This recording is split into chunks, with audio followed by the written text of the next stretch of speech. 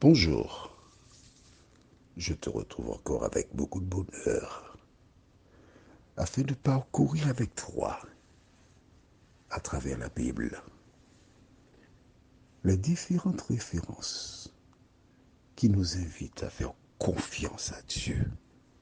Oui, aujourd'hui, je voudrais dédier cette édition spéciale à une femme, une grande dame. Son prénom c'est Rachel. Rachel qui passe par des moments difficiles. Elle devrait prendre une décision, mais des gens autour d'elle, par leurs propos, l'empêchent à prendre la décision indispensable. Elle a peur. Mais oui.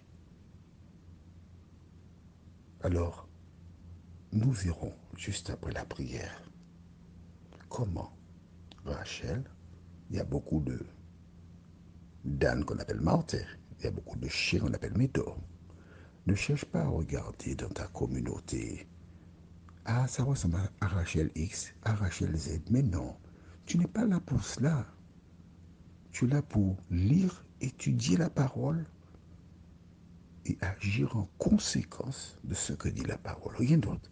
Maintenant, si tu veux faire du voyeurisme, je t'assure que tu perds ton temps. Il n'y a rien vraiment de croustillant là. Va ailleurs. Mais si tu veux être sauvé, reste avec nous. Prions notre Seigneur et notre Dieu. Grande est notre joie en ce jour. Une fois de plus, de venir vers toi et de vivre véritablement les paroles de ce chant qui déclare: sur toi je me repose, ô Jésus mon Sauveur. Aucun autre lieu n'est plus reposant que toi, Seigneur. Que le Saint-Esprit continue de nous éclairer, qui nous dirige dans toute la vérité. Cette grâce, nous te la réclamons, non pas parce que nous en sommes dignes, mais c'est au nom puissant de Jésus de Nazareth et pour ta gloire éternelle. Amen. Aujourd'hui, nous lirons dans le livre de Deutéronome chapitre 3, les versets 21 et 22. Il y a quelque chose de spécial dans ces versets. Dieu appela Moïse, il avait 40 ans, quand il se trouvait dans le désert. Les premières 40 années de Moïse, il les développa avec en lui la révolte. Parce que sa mère lui avait dit que tu es un Hébreu et nous sommes des esclaves ici en Égypte. Et au bout de 40 ans, il est sorti, il a vu les gens de son peuple maltraités, il a regardé à gauche et à droite et il a passé deux épées, deux crochets, deux directs. Et puis il a mis KO en Égyptien. Il est mort. La colère était en lui. Toi qui m'écoutes là aujourd'hui, tu as la colère en toi? Attention. Bannis la colère. Mauvaise conseillère. Le lendemain, il sort à nouveau et il voit deux Hébreux qui sont en difficulté et entendu les griefs. Il dit à celui qui attend, mais pourquoi tu n'arrives pas à trouver une solution avec ton frère? Et ce dernier, se retournant, le regarda, lui posa une question. Hé, toi là, qui t'a établi chef sur nous, hein? Tu es qui, toi? Est-ce que tu as l'intention de me tuer comme tu as tué l'Égyptien hier et que tu as caché dans le sable? Oh, Moïse a tremblé. Oh, c'est bien. Comment ça parle comme ça? Je profite pour ouvrir une parenthèse. aux personnes qui sont dans l'incapacité de dompter leur langue, qui ont toujours quelque chose à raconter. Et ces personnes sont des ennemis de l'Éternel des armées. Ils entendent une parole, ils ne vérifient pas le propos, ils racontent aux uns et aux autres et ils cherchent à mettre en difficulté ce que l'Éternel a appelé pour remplir la mission. Ils sont des agents à temps plein du diable. Mais toi qui m'écoutes, si tu sais qui t'a appelé, si tu connais la mission que Dieu t'a confiée, que des femmes et des hommes ouvrent leurs lèvres pour tenir des propos qui te salissent, n'oublie pas une chose. Le Christ t'a dit, heureux serez-vous. Oui, monsieur. Oui, madame. Heureux serez-vous lorsqu'on vous outragera ou lorsqu'on dira toute espèce de mal de vous, car votre Père céleste a le contrôle de la situation. Alors n'aie pas peur. N'aie pas peur. C'est moi qui te dis ça. C'est Jean-Claude qui te dit ça. Et si tu n'es pas content d'entendre cela, il y a une expression aux Antilles où l'on dit ou attirer sous ses javelles.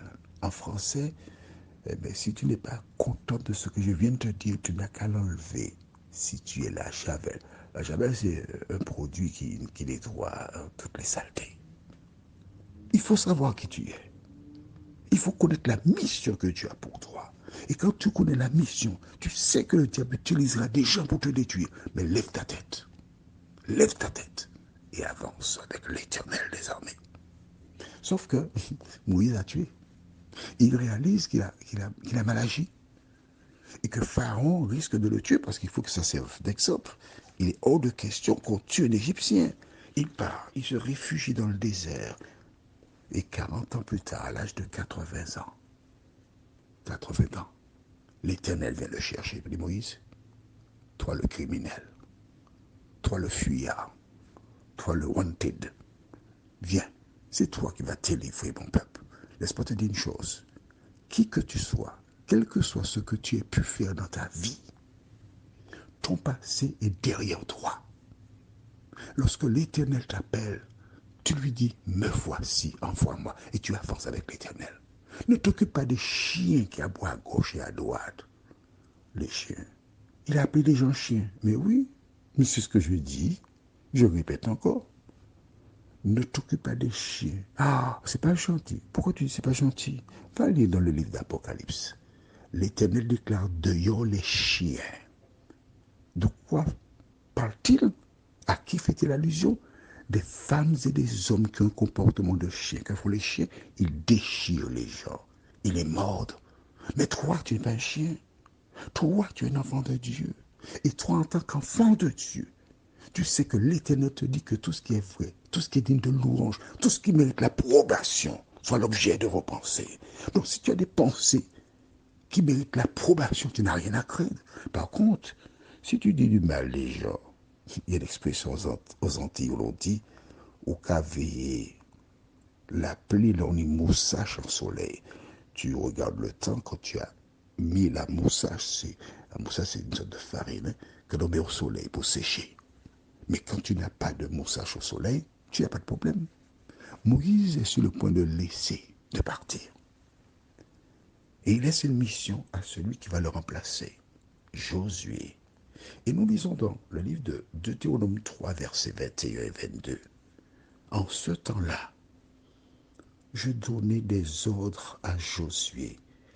Et je dis, tes yeux ont vu tout ce que l'Éternel, votre Dieu, a fait à ces deux rois. Ainsi fera l'Éternel à tous les royaumes contre lesquels tu vas marcher. Ne les craignez point, car l'Éternel, votre Dieu, combattra lui-même pour vous. Et monsieur Bachin, tu m'as entendu? Tu as lu en même temps que moi. quelles que soient les difficultés que tu rencontres dans la vie, c'est l'Éternel qui doit combattre pour toi. Pourquoi je parle comme ça? C'est tout simplement parce qu'il y a beaucoup trop de personnes qui ont souffert, qui souffrent de ragots, de paroles.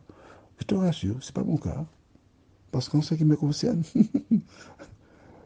je vais te raconter demain, si Dieu nous prête vie, quelque chose qui m'a formaté. Je bénis Dieu pour cela. N'oublie pas, demain je te raconterai ça si Dieu veut. En attendant, Moïse raconte des choses positives. Il dit à Josué, voici comment l'Éternel m'a guidé. Toi, parents qui m'écoutent, ton devoir, c'est de dire à tes enfants, voilà ce que Jésus a fait dans ma vie. Voilà comment il m'a protégé. Voilà comment il m'a gardé. Et il peut faire de même pour toi. C'est ce que tu dois raconter à tes enfants. Et élever Jésus. Et dire que l'Éternel combattra toujours pour toi. Prions. Seigneur, merci. Merci parce que beaucoup de parents aujourd'hui comprennent que leur seule mission consiste à dire à leurs enfants ce que Jésus a fait pour eux. Seigneur, pardon. Pardon parce qu'autour de nous, nous avons eu des personnes qui ont raconté des histoires, qui ont flatté notre cerveau dans lequel l'ennemi régnait. Mais d'aide-nous aider, Seigneur, à nous souvenir que notre seule mission sur cette terre consiste à garder nos yeux non pas sur des hommes ni des femmes, mais sur Jésus de Nazareth. Permets que nous puissions suivre Jésus comme les mages qui suivirent l'étoile. Et ils arrivèrent à bon port. Que ta paix et ta grâce nous accompagnent. Encore, nous t'avons prié au nom de Jésus et pour ta gloire éternelle. Amen. Je te souhaite une bonne journée sous le regard de Dieu.